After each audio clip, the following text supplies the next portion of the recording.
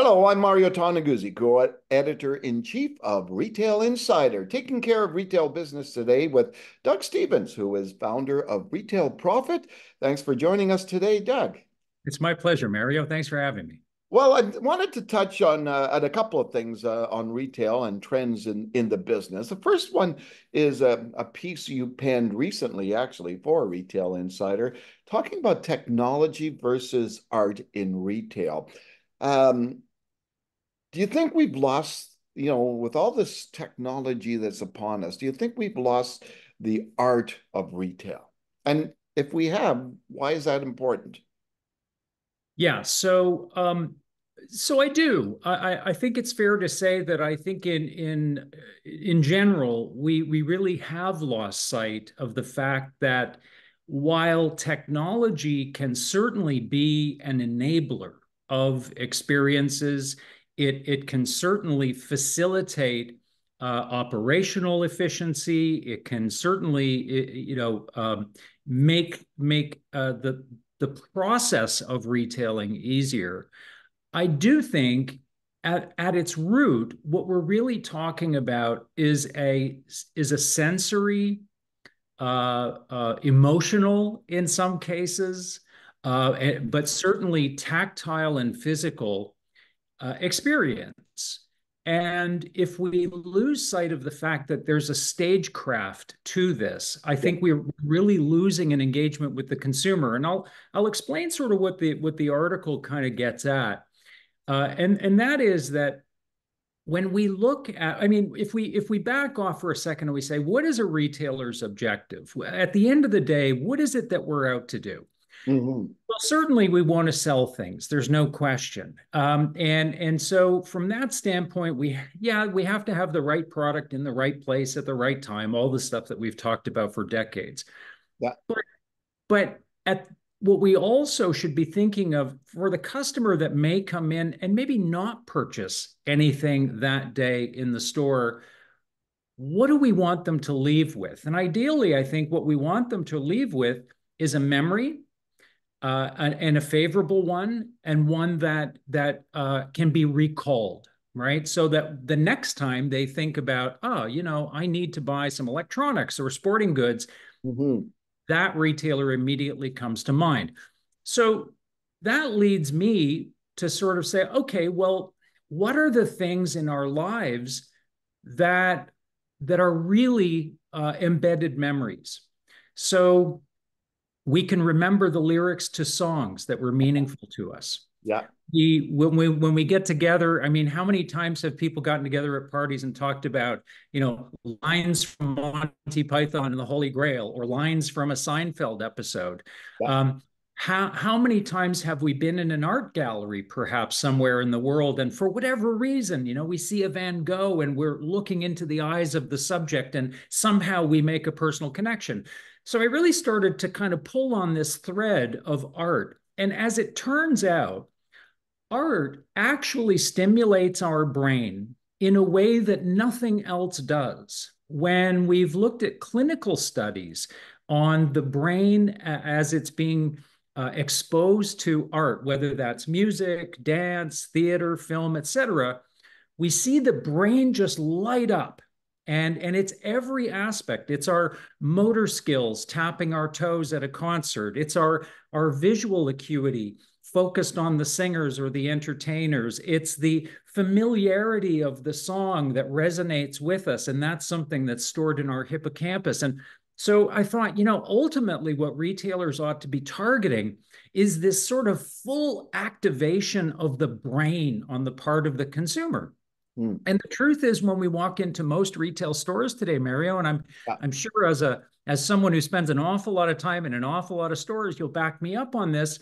We're not getting that. We're sort of getting this very clinical antiseptic experience that really leaves not much of a memory at all. So Yeah. I think that ultimately we have to balance both. I think that we have to look at technology as being just another paint on our palette that we can use to craft and to underpin the experience. But really at the end of the exercise, we need to be thinking, how can we activate the consumer's sense of of touch, of sound, of taste, of feel. How can we connect with them intellectually and emotionally and light their brains up so they remember us? Yeah.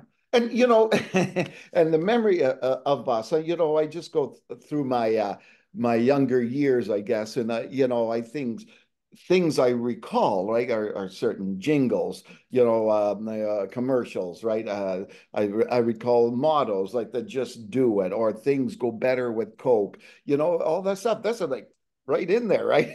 It's an Why, earworm, right? why, Yeah. why have we lost that? Obviously, yeah, there are jingles and there are, mottos out there for retailers, but they don't seem to resonate like they used to. I don't know why.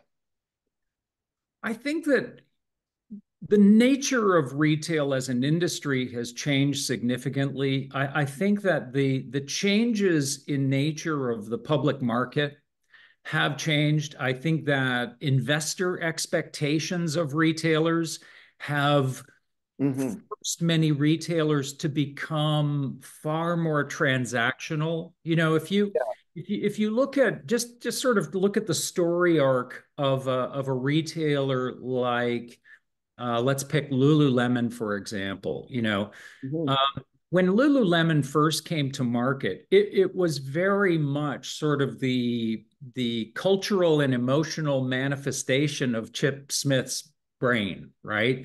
And so when you walked into a Lululemon store, it looked different, it felt different, the interactions you had were different. There was definitely sort of this cultural vibe to the brand.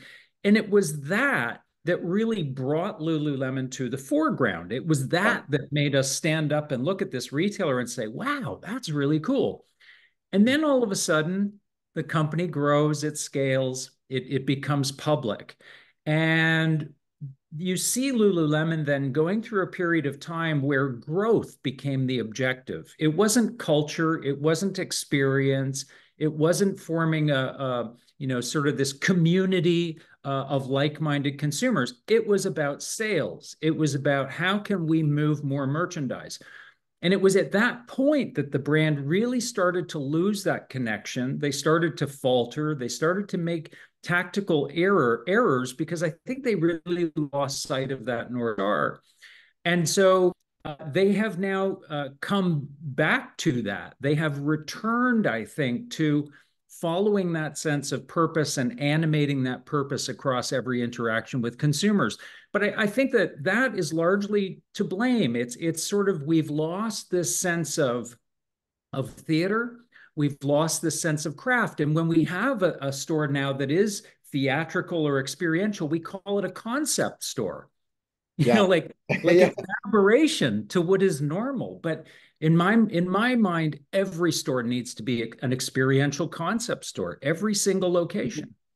No, over the last few years, I've always recalled this one phrase and by a marketer, but it was that storytelling is the new marketing. How important is storytelling for a brand and why? Yeah, storytelling is important because it is the way that human beings internalize information best.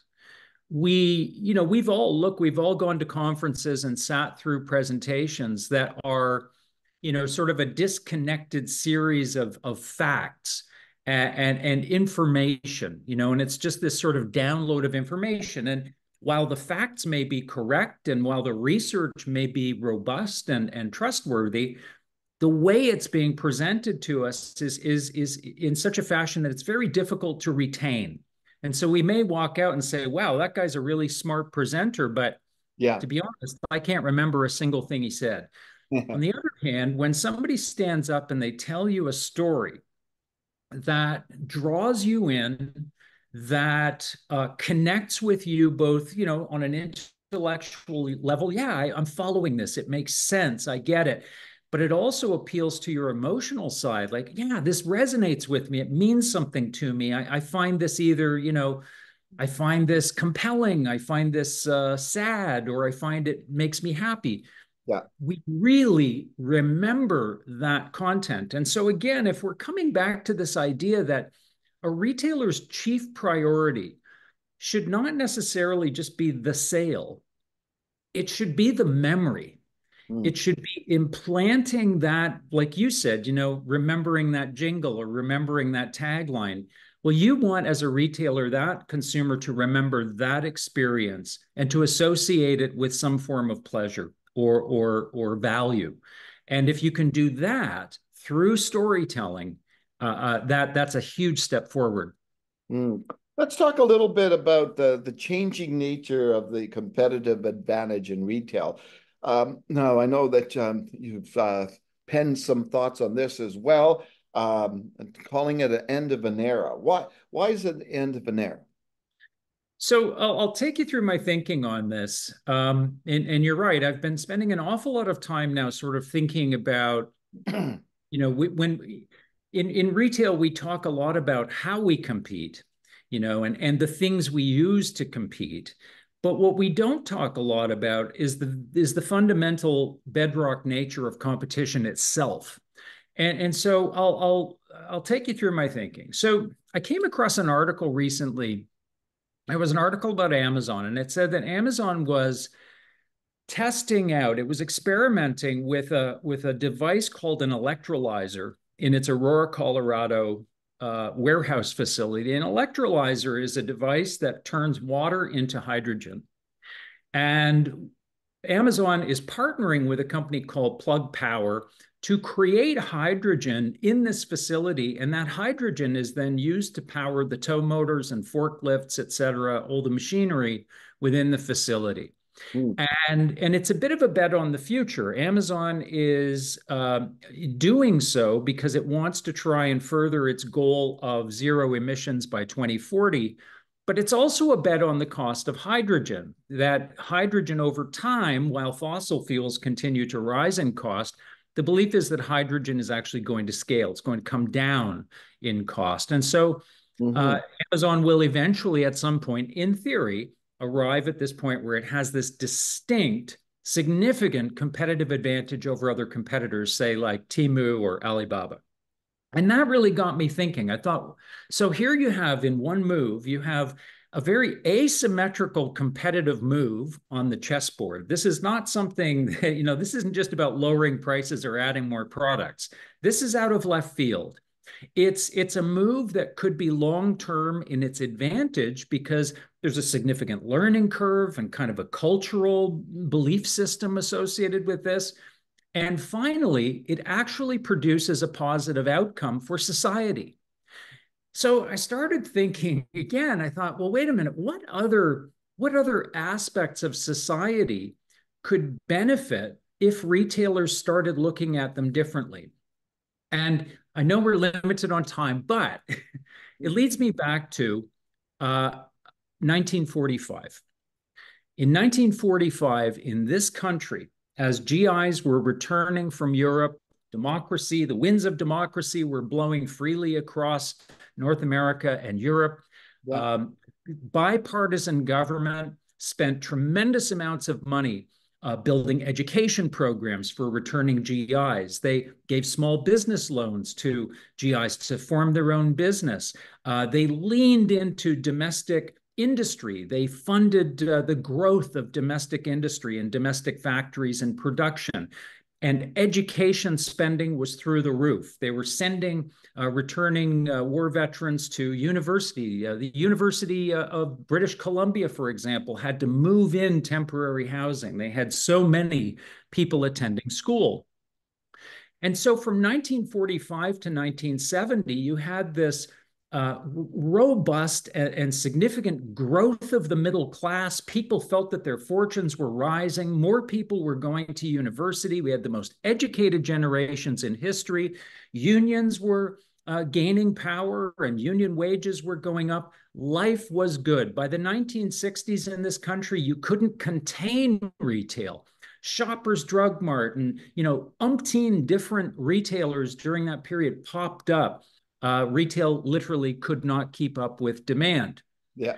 And since that time, however, starting in about the 80s, I think we really started to steal from that piggy bank. We saw a change where we weren't investing in domestic industry anymore. We were offshoring. We were offshoring production.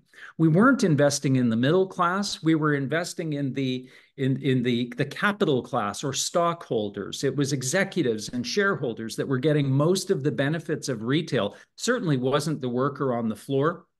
Many retailers were suppressing those wages. When we look at education, we've seen education rates actually drop as government funding of education has declined. We went from a place in the 60s where we were spending about 10% of GDP on education to a place today where it's less than 2%. So all of these systems now are starting to come apart. These systems that were fundamental to the kind of growth that we saw over the last half of a century. And that led me to believe that maybe as dire as that situation seems across all of these things, even democracy, for Pete's sake, is coming into question today. A third of Canadians don't believe in democracy anymore, if you can believe that. But maybe as dire as that situation seems, maybe these are the new frontiers of competition. Maybe if companies begin to look at, could my participation and my support of democracy in this country become an advantage? If I begin not thwarting government policy, not sidestepping it, but working to be a partner at the table, could I gain an advantage, and could I build more trust in our government at the same time?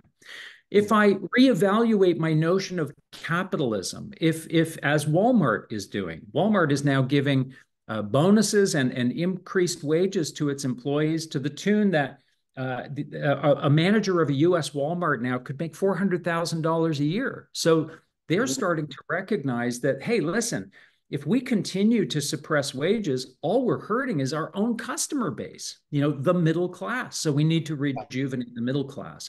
Education, if we reevaluate our education thinking the way Google is now providing certificate courses in programming for $49 a month through Coursera, and it's actually allowing someone with that certificate to apply for a job at Google without the expense or the debt involved in a university education. So I guess what I'm saying is, if we look at the things that are broken in society today or on the decline, and as organizations, if we look at those differently and say, how could we actually contribute to rejuvenating that system somehow, but also do so in a way that gives us an advantage over our competitors that are still out there thinking we need cheaper products and we need more products and we need a new ad campaign.